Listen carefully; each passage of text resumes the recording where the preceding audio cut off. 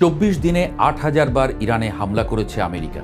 গুড়িয়ে দিয়েছে ইরানের স্কুল, কলেজ, হাসপাতাল, সরকারি অফিস সহ অনেক গুরুত্বপূর্ণ স্থাপনা। হত্যা করেছে আয়াতুল্লাহ আলী খামেনি সহ ইরানের সব শীর্ষ সামরিক নেতাকে। কিন্তু তবুও কিছুতেই ইরানকে বাগে আনা যাচ্ছে না। উল্টো ইরানের প্যান্ডোরার বাক্স থেকে বের হচ্ছে একের পর এক বিস্ময়কর অস্ত্র, যা হক চকিয়ে দিচ্ছে নেতানিয়াহু আর তার গুরু ডোনাল্ড ট্রাম্পকে। সর্বশেষ সিজ্জিল মিসাইল, যার সম্পর্কে কিছুই জানত না আমেরিকার গোয়েন্দা স্যাটেলাইটগুলো। আর তাই একতরফাভাবে 5 দিনের বিরতি ঘোষণা করেছেন ট্রাম্প, যেন দম ফেলার একটু ফুরসত চান তিনি। ট্রাম্প বলেছেন ইরানের সাথে পরোক্ষভাবে আলোচনা চলছে, যদিও ইরান সবই অস্বীকার করেছে। ট্রাম্পের বিরতির মধ্যেও ইরান কিন্তু হামলা চালিয়েই যাচ্ছে। আমেরিকা তার নতুন বন্ধু পাকিস্তানকে ইরানের সাথে দুতিয়ালি করার জন্য পাঠিয়েছে, সাথে মিশর আর তুরস্ক তো আছেই। কিন্তু ইরানের হাতে এমন কি আছে যার জন্য যুদ্ধ বন্ধ করার জন্য মরিয়া হয়ে উঠেছেন ট্রাম্প? উত্তরটা সবার জানা, ইরানের মিসাইল ভান্ডার। যুদ্ধের আগে আমেরিকা বলেছিল ইরানের কাছে 2,500 থেকে 3,000 মিসাইল আছে, আর এর বেশিরভাগই আমেরিকা আর ইসরায়েল ধ্বংস করে দিয়েছে। কিন্তু বাস্তবতা বলছে অন্য কথা। যুদ্ধের 24 দিনেই ইরান 3,000-এর অনেক বেশি মিসাইল ছুঁড়ে ফেলেছে। তারপরেও ইরানের ভান্ডার শেষ হয়নি, উল্টো নতুন নতুন মিসাইল বের হচ্ছে। এখন ধারণা করা হচ্ছে ইরানের কাছে 3 থেকে 4,000 মিসাইল এখনও আছে। এর মধ্যে একটা বড় অংশ হলো সলিড ফুয়েল মিসাইল, যা কখনো খুঁজে পাওয়া যায় না, আর যার শক্তি সম্পর্কে কিছুই জানে না আমেরিকা। এর মধ্যে সবচেয়ে আলোচিত হলো সিজ্জিল। এই মিসাইল ইরান তৈরি করেছে 2008 সালের দিকে। তারপর থেকে এটাকে ক্রমাগত আপগ্রেড করে গেছে। গত 18 বছরে বারবার এই মিসাইলের কথা বললেও কখনো যুদ্ধে ব্যবহার করেনি, সযত্নে সবার চোখের আড়ালে রেখে দিয়েছে। প্রথমবার এটা যুদ্ধে ব্যবহার হলো 15ই মার্চ 2026। আবাবিল পাখির মতো পোড়া মাটির ঢিলের মতো একসাথে বেশ কিছু সিজ্জিল নিক্ষেপ করা হয় ইসরায়েলের সামরিক ঘাঁটি, কমান্ড সেন্টার এবং উপসাগরীয় অঞ্চলে আমেরিকার ঘাঁটিগুলো লক্ষ্য করে। ইরান টেলিভিশন দেখিয়েছে মিসাইল উঠছে আর ইসরায়েলের তেল আবিব শহরে সাইরেন বাজছে। সিজ্জিলের রেঞ্জ 2000 থেকে 2500 কিলোমিটার, অর্থাৎ ইসরায়েল এবং উপসাগরীয় অঞ্চলে সব মার্কিন ঘাঁটিতে তো হানা দিতেই পারবে। একই সাথে ইউরোপেও আঘাত হানতে পারে এই মিসাইল। এর ওয়ারহেড ধারণ করতে পারে 700 কেজি থেকে সর্বোচ্চ 1500 কেজি বোমা, অর্থাৎ সাধারণ বোমা তো বটেই, নিউক্লিয়ার বোমাও বহন করতে পারে। দৈর্ঘ্য 18 মিটার, সিজ্জিলের ওজন হয় 23 টন, আর এর গতি টার্মিনাল ফেজে মাক 13+, অর্থাৎ শব্দের গতির চেয়ে 13 গুণ বেশি। সবচেয়ে বড় কথা, এটি ম্যানুভারেবল, অর্থাৎ উড়তে উড়তে হঠাৎ দিক বদলায়। এই জন্যই নাম ড্যান্সিং মিসাইল। আয়রন ডোম, প্যাট্রিয়ট বা থার্ড এইসব ক্ষেপণাস্ত্র ব্যর্থ। ইরান বলছে তেল আবিবে পৌঁছতে মাত্র 7 মিনিট লাগে। সিজ্জিল মিসাইলের সবচেয়ে বড় সুবিধা হলো এটা ট্রাকে করে যে কোনো জায়গায় নিয়ে যাওয়া যায়। গোপনে সংরক্ষণ করা যায়, যেখানে শত্রু খুঁজে পাবে না।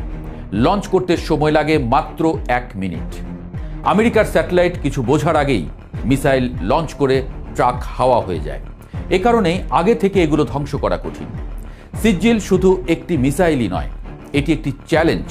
এই চ্যালেঞ্জ মোকাবেলা করা ইসরায়েল এবং আমেরিকার জন্য খুবই কঠিন। সেজন্যই এখন যুদ্ধটা দ্রুত শেষ করা আমেরিকার জন্য খুবই জরুরি হয়ে পড়েছে। তবে প্রযুক্তিগতভাবে ইরানের সবচেয়ে বড় বিস্ময় ফাত্তাহ। 2023 সালে ইরান যখন ফাত্তাহ 1 মিসাইলের কথা বলে, তখন অনেকেই সন্দেহ করেছিল।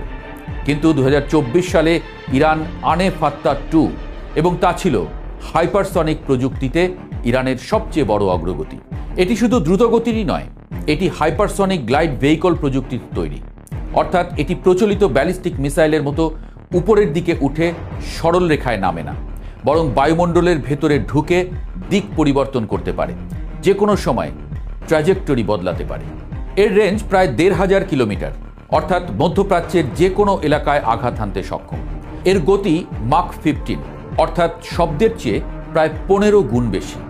ঘন্টায় প্রায় 18,370 কিলোমিটার, অর্থাৎ মাত্র 4.5 মিনিটের মধ্যেই ইসরায়েলের যে কোনো জায়গায় হামলা করতে সক্ষম। আর ইসরায়েলের প্রতিরক্ষা মিসাইল অ্যাক্টিভ হতে সময় লাগে 6 মিনিট। অর্থাৎ ইরান মিসাইল লঞ্চ করেছে এটা যদি সাথে সাথে কেউ ইসরায়েলকে জানিয়ে দেয়, তাহলেও আমেরিকার প্যাট্রিয়ট, ইসরায়েলের আয়রন ডোম, অ্যারো, থার্ড এসব কিছু ভেদ করে আঘাত হানতে পারে ফাত্তাহ 2। এমনকি ইসরায়েল যদি আগে থেকেও প্রস্তুত থাকে, তারপরেও ইন্টারসেপ্টর মিসাইলের পক্ষে এটিকে ট্র্যাক করা কঠিন, কারণ এটি এত দ্রুত এবং অপ্রত্যাশিতভাবে দিক বদলায় যে ইন্টারসেপ্ট করা প্রায় অসম্ভব। ইসরায়েলের প্রতিরক্ষা প্রতিষ্ঠান রাফায়েলের ভাইস প্রেসিডেন্ট নিজেই স্বীকার করেছেন হাইপারসনিক মিসাইল ইন্টারসেপ্ট করা একটি বিশাল চ্যালেঞ্জিং ব্যাপার। তবে ইসরায়েলের জন্য সুখবর হলো ইরানের হাতে ফাত্তাহ 2 খুব বেশি নেই। মাত্র 2 বছর হলো ইরান এই মিসাইল উদ্ভাবন করেছে। তবে দুঃসংবাদ হলো যতগুলো আছে তা দিয়েই পুরো ইসরায়েলকে মাটির সঙ্গে মিশিয়ে দেওয়া সম্ভব। মনে রাখা দরকার, এই মিসাইল দিয়ে আক্রমণ করেই গত বছর ইসরায়েলের পারমাণবিক গবেষণা প্রতিষ্ঠান মাটির সঙ্গে মিশিয়ে দিয়েছিল ইরান। ফাত্তাহ 2 এর গতি অনেক বেশি হলেও এর ওজন কম, মাত্র 200 কেজি বোমা বহন করতে পারে। ইরানের মিসাইল ভান্ডারে এমন বিশেষ মিসাইল যেগুলো শহর ধ্বংসের মতো হেভি স্ট্রাইক করার জন্য তৈরি। এদের মধ্যে দুটি নাম বিশেষভাবে উল্লেখযোগ্য, খুররামশার এবং হাজ কাশেম। এই দুটি মিসাইলই 2000 কেজি বোমা বহন করতে পারে, অর্থাৎ একটা খুররামশাহর বা হাজ কাশেম 10টা ফাত্তাহ 2 এর সমান। এর মধ্যে খুররামশার লিকুইড ফুয়েল এবং সলিড ফুয়েল দুই জ্বালানিতেই চলে, যেতে পারে 2 থেকে 2500 কিলোমিটার। এর আরেক নাম ক্লাস্টার মিসাইল, অর্থাৎ শুরুতে একটা মিসাইল হিসেবে যাত্রা শুরু করলেও লক্ষ্যবস্তুর কাছে গিয়ে এটা অনেকগুলো ছোট ছোট মিসাইলে ভাগ হয়ে যায়। ধরা যাক ইসরায়েলের প্রতিরক্ষা ব্যবস্থা একটা খুররামশাহর মোকাবেলার জন্য একটা প্যাট্রিয়ট মিসাইল ছুঁড়ল, কিন্তু ইসরায়েলের কাছাকাছি গিয়ে খুররামশাহর 10টা মিসাইলে পরিণত হয়ে গেল।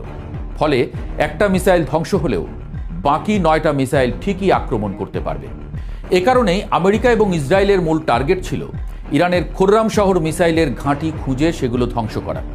আমেরিকা এবং ইসরায়েল দুই দেশই এ বিষয়ে তাদের সাফল্য দাবি করেছে। এ ধরনের ভারী মিসাইলের আরেকটা ভ্যারিয়েন্টের নাম হলো হাজ কাশেম। এটাও সিজ্জিলের মতো সলিড ফুয়েল মিসাইল, অর্থাৎ এটাও খুঁজে পাওয়া কঠিন।